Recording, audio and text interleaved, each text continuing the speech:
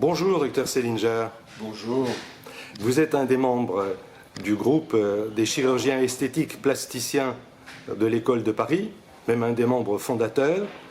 Votre interrogation va être sur le problème si délicat des plasties mammaires, et ma question c'est, avec l'évolution des techniques, y a-t-il une possibilité de plastie mammaire avec des toutes petites cicatrices et non plus ces grandes encres de marine qu'on voyait autrefois?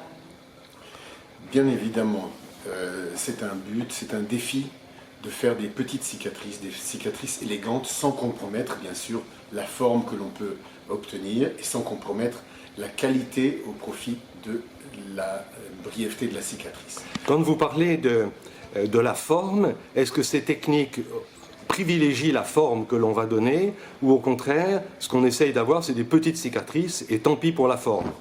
Alors effectivement, il y a certaines techniques qui ont privilégié tellement la petite cicatrice que ça a été aux dépens de la forme. Mais tout l'art, on va dire l'art de la plastie mammaire, c'est de réduire la peau et de faire comme un styliste modéliste, de refaire un soutien-gorge cutané avec la peau du sein, plus petit, élégant, à la fois avec une jolie forme et une jolie cicatrice.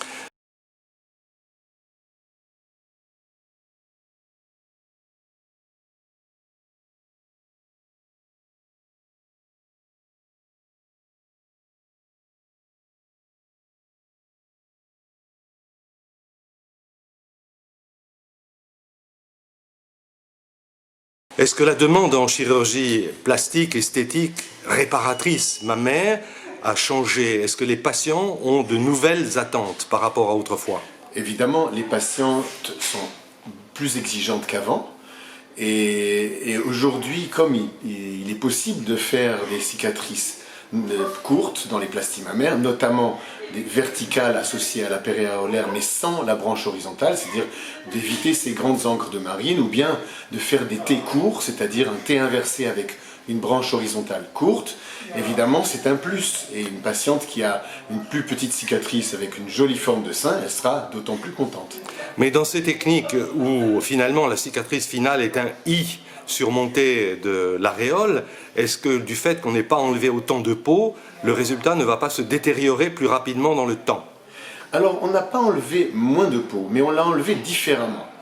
Et en fait, on a privilégié la verticalité, alors que les techniques en T inversé, elles privilégient l'horizontalité. C'est-à-dire, soit on enlève beaucoup dans l'horizontalité, et pour respecter un dogme en fait de cicatrice verticale courte, et nous avons vu que ce dogme n'avait pas lieu d'exister, que l'on pouvait justement faire des cicatrices verticales longues, et plus la cicatrice verticale est longue, plus on pouvait raccourcir et à la limite supprimer la cicatrice horizontale. Mais on enlève la peau différemment dans un autre sens, et on met le sein debout. Et ça, je peux l'expliquer. Docteur Selinger, et la glande dans tout ça, est-ce qu'on a changé notre approche au niveau de la glande mammaire elle-même qui est derrière la peau? Alors, effectivement, on a changé aussi l'approche de la glande mammaire. Pourquoi? Parce que quand on, dans la vision verticale, de verticaliser le sein, on verticalise aussi en enlevant la glande dans le même sens vertical. Et on garde des piliers latéraux qui vont bâtir comme une pyramide, comme un cône mammaire. Et comment faites-vous pour avoir des belles cicatrices? Est-ce vous avez un secret particulier? Alors ce n'est un secret pour personne. Lorsque l'on raccourcit la cicatrice, comme les premières plasties mammaires verticales qui prenaient qu'il fallait concentrer beaucoup de peau dans un espace réduit en faisant des fronces, on payait avec une cicatrice qui était disgracieuse. Mais lorsque l'on suture des bords égaux, ce qu'on appelle la congruence cutanée, il n'y a aucune raison d'avoir des cicatrices moins belles que celles qu'on avait avec des cicatrices plus longues. Docteur Selinger, est-ce qu'on peut faire une plastie mammaire sans aucune cicatrice? Sans aucune cicatrice, c'est difficile, parce que le sein tombe parce qu'il y a trop de peau. Et c'est en enlevant l'excédent de peau qu'on va remonter le sein. C'est comme, imaginez un hamac. Quand un hamac est trop bas, c'est en le raccourcissant qu'on va le remonter. Et bien c'est en enlevant la peau du milieu du sein qu'on va raccourcir toutes ces lignes qui sont des hamacs trop bas et qu'on va mettre le sein debout pendant la fermeture de la cicatrice verticale. Mais, docteur Selinger, vous avez été un des promoteurs de la liposuction du sein.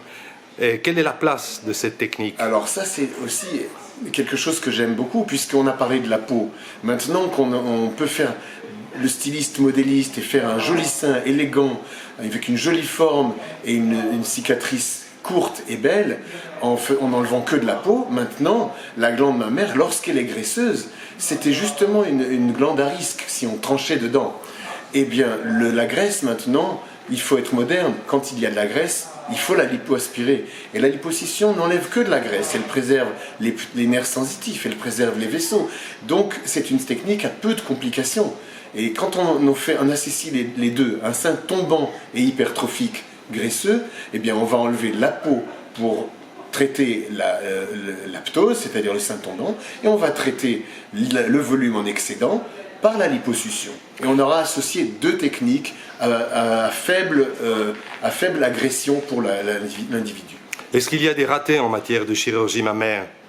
Alors, plus la technique est simple, plus les suites sont simples, et moins il y a de ratage. Et lorsque l'on n'enlève que de la peau et de la graisse, la liposuction a très peu de complications, même pas d'infection. Et quand on n'enlève que de la peau, eh bien, il y a juste les petits phénomènes de cicatrices que l'on peut reprendre, mais on n'y a plus ces grandes infections, ces grandes nécroses qu'on voyait autrefois. À partir de quel âge peut-on opérer des seins qui sont apparemment déplaisants pour la patiente?